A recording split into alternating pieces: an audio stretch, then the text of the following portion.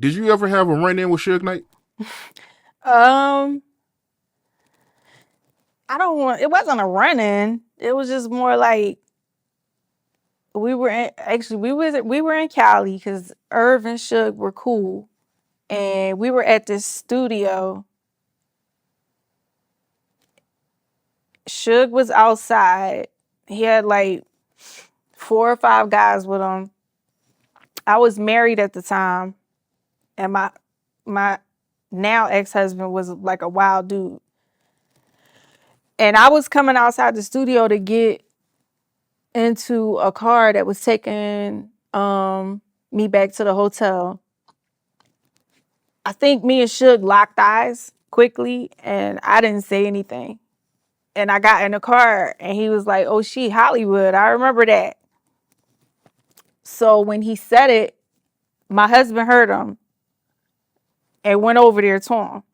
So I know Irv was like somewhere in the mix of this and like didn't know what the fuck was gonna go, what was about to happen because my husband, like I said, he was wild as fuck. So he don't give a fuck if you Suge Knight or not. Like he didn't give a fuck. All he heard him say was, "Oh, she Hollywood."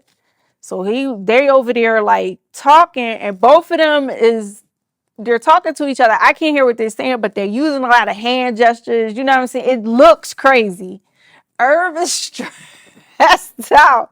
Like, what the fuck? He don't want to, interrupt them while they talking. He don't know what's going on. He like, man, what the fuck is happening right now? I'm just looking like, this is wild because we were in Cali. So I'm like, this is crazy.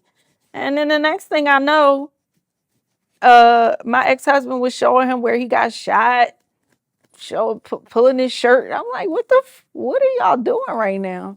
Long story short, they wind up like being cool, like totally liking each other's personalities and getting along, which is nuts.